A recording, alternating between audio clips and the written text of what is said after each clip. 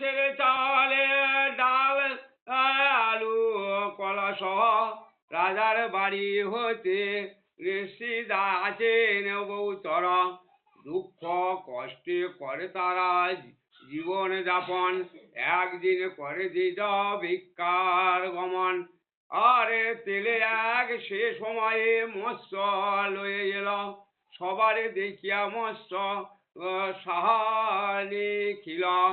তেলেতে জেলেতে বসিল দাম, কিছু পরে নেবে ভিক্ষা করি দ্বিজবর এখুনি আসিবে। বিক্রয় করিয়া মাঝ কিছুক্ষণ পরে ডন ডাকে জেলে কর্মদাসের দ্বারে। ভিক্ষা করি কর্মদাস না পায়ে তখন মৎস্য মূল্য দিতে নাই পারে সে কারণ। না পাইয়া মৎস্য মূল্য জেলে করি ক্রোধ, অকথা বলিয়া গালি ন্যায় প্রতিরস। আর মন দুঃখে সাপ তবে বসিয়া ঘাটেতে অদৃশ্যের দোষ দিয়া লাগিল কাঁদিতে। শ্রীপতি হায় হায় করি মুখে, আর কাঁদে সা মন দুঃখে, কেন মাঝ করিলাম ক্রম ক্রয় না পারি দেখিতে দাম অপমান হইলাম। সম্মান রেখো রে দয়াময়, নিরপতি ভিক্ষা করে ফিরে আসে শীঘ্র ঘরে। কেন আজি হলো বিপরীত, পতি যদি কাছে রয় জেলে কি এতে কয়, আর কুকথা বা বলিতে না পারি। কথা মা বিপদ তারিণী, বিপদে পড়িছি আমি, তুমি আজি পরমর ত্রাণ করো গো মা কৃপাদান, না হলে বাঁচাবে প্রাণ। মৃত্যু তুল্য হয় অপমান, আমি অতি মুড়ামতি না জানি মা স্তুতি তব স্তুতি। নিজ গুণে দাও পদ ছায়া, দেবী তারে কৃপা করি, অতি বিদ্যা বেশ ধরি, দেখা দিয়া সাপতি কর। আর বিদ্যা বলেন কেন মাতা করিছ ক্রন্দন, নিজের বিপদ তুমি আনিছ এখন। সা বলে শোনো মাগু, মাছ ধরি ক্রয় মূল্য দিতে না পারো জেলের মন্দ কয়। স্বামী গৃহে না থাকে দিতে দিতে নারী দাম, আর সেই জন্যে ঘাটে আমি বসি কাঁদি অবিরাম। বিদ্যা বলেন এক হাঁড়ি টাকা আছে ঘরে, আর খুঁজে ও বার করে দাও নিজ বাসে। ঘরে গিয়া দেখে হাঁড়ির ভিতর এক হাঁড়ি টাকা আছে লয়ে পর। জেলেকে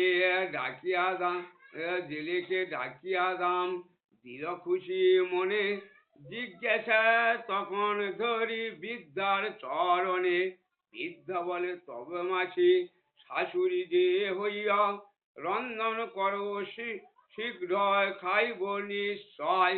সা বলেন ঘরে নাই কোনো আয়োজন, আর কেমনেতে খেতে দেব করিয়া রন্ধন। না আছেও না পাক পাক পাত্র বস্ত্র নাই আছে, চাল ডাল তরকারি নাই মোর কাছে। বিদ্যা বলে পাক শাক ঝুলি আছে শিখায়, আর নববস্ত্র যথাস্থানে রয়েছে আলয়। ধর্মায় মধ্যেতে দেখো পাক দ্রব্য যত, চাল ডাল তরকারি রইয়াছে কত। অপূর্ব মায়ের লীলা কে বুঝিতে পারে, সে করিল রান্না ভক্তি সহ করে। বিদ্যা বলেন এসো বসি দুইজনে খাই, সা বলেন পতি মরে গৃহে ফেরে নাই। বিদ্যা বলে রাখো ভাত আর বাড়িয়া তাহার, সা বলে অন্য পাত্র নাই ঘরে আর। বিদ্যা বলেন খুঁজে দেওয়া আছেন পাত্র অন্য, পাত্র পেলে সা তবে রাখিল যে অরণ্য। মহানন্দে দুইজনে আহারে বসিলা, বিদ্যারে প্রসাদ সাহা গ্রহণ করিল। দুইজনে শয্যা করে করিয়া শয়ন, কিছুক্ষণ পরে সাহা ঘুমে অচেতন। সা বলি বিদ্যা লাগিল ডাকিতে, ঘুমে অচেতন সা না পায় শুনিতে। বিদ্যা এক পুরী পুরী বিদ্যা করিয়া সৃজন, দাস দাসী শকত মুনি রদ নগণ। নিদ্রা হতে উঠি সাহা না দেখে বিদ্যারে, অতুল ঐশ্বর্য দেখি চমকিয়া যায় মরে। না দেখিয়া বিদ্যা তবে সন্ধান করিল, আর কবে কোন দেবী বলি মনেতে ভাবিল। ছুটিয়া গমন ছুটিয়া ছুটিয়া দেখিল বাহির দ্বারেতে যে আছে, দ্বারেতে রয়েছে কর্ম পাইল দেখিতে। সারে দেখিয়া কর্ম জিজ্ঞাসা করিল, এমন সুন্দর পুরী কেমন হইল। সা বলে দেখিলে কি বিদ্যা একজন, যার কৃপায় হলো সুন্দর ভবন। সা তবে সব কথা কর্মকে বলিল, আর কেমনে বিদ্যার পরিচয় হলো।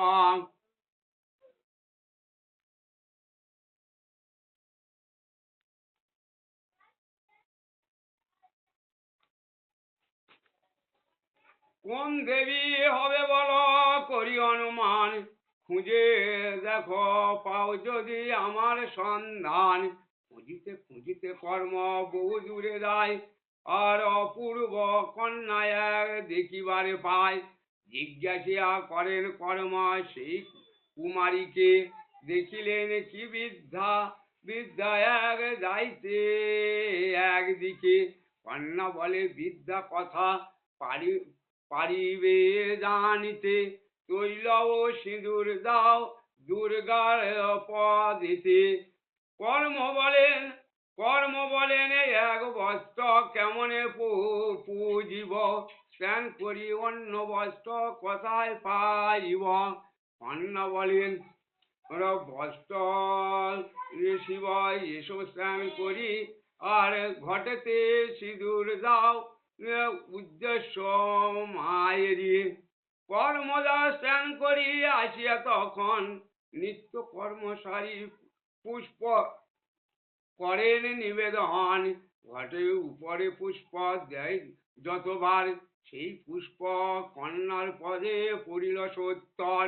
প্রতিবার মূঢ়ভাবে কর্মদাস কয়, কন্যার প্রতি কয় ক্ষুধাও কাতর আমি রঙ্গ সমারয়। কন্যা বলেন ওহে বিপ্ত নাচিনী ইলে মরে, আমি সেই সেই বিদ্যা খোঁজ তুমি জারে। কন্যারে বচনে জিজ্ঞাসা বিপ্তের হইল, এখনে সামান্য কন্যা বুঝিতে পারিল। কন্যার পদতলে দ্বিজ সন্তুষ্ট হইল, আর নানান স্তুতি করে কর্ম আনন্দিত হইল। কর্মদাস বলে মা গো দাও পরিচয়, শিবের ঘরণী আমি কন্যা তাই কয়। পথির পরাণ বাচ্চা পদিনী হয়, আমারে করিছি কৃপা জানিও নিশ্চয়। আসিবার কালে নিদ্রগত হয়েছিল, আর পুত্র বর দিতে তারে মন না পাইল। ধান দুর্বা তৈল আর সিঁদুর লইয়া মরে, শনিবার মঙ্গলবারে আসবেন বসিবে। বিপদ তারিণী ব্রত সা যেই করে, সুপুত্র লইতে এক মরে কি বলে। এত বলি মাতা তবে হইল অধ্যধ্যান, সিঁদুর লইয়া কর্ম করিল প্রস্থান। তার প্রীতির মধ্যে দেখা এক বাঘিনীর সাথে, বাঘিনীর করিলেন ইচ্ছা কর্মদাসের খেতে।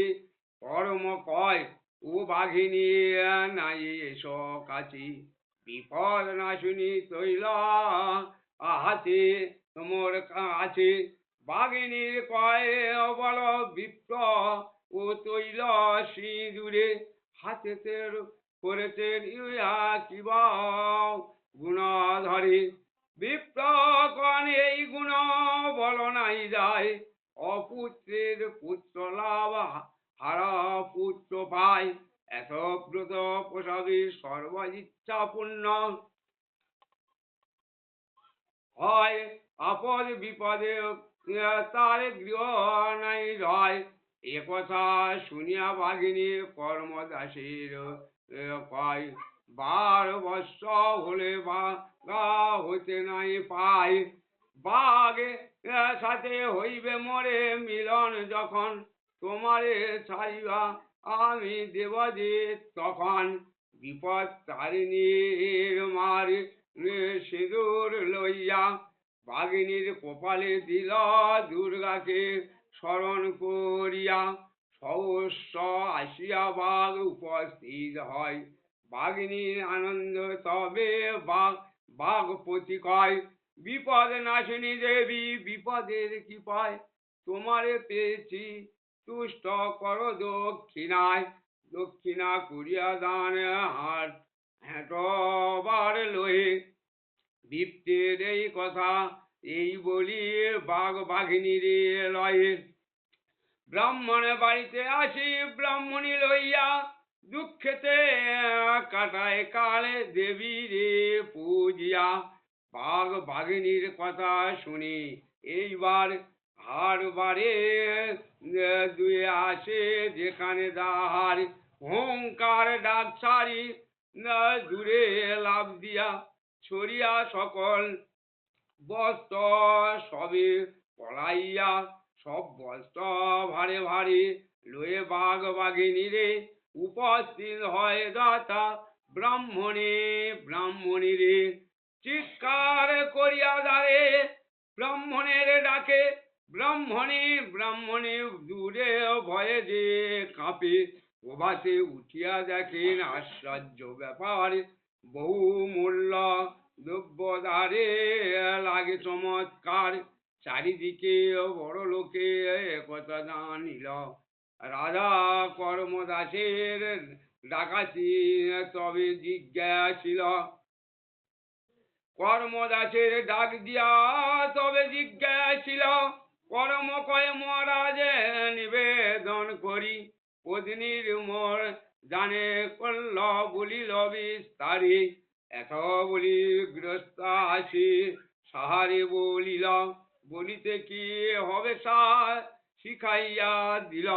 পরদিনে গিয়া বিপ্লব বলিল রাজারে, বিপদ নাশিনীর ব্রত প্রতি ঘরে ঘরে। ওম নম ব্রহ্মণ্য দেবায় গুরুর্মনা সীতায় চ জগদ্ধিতায় কৃষ্ণায় গোবিন্দায়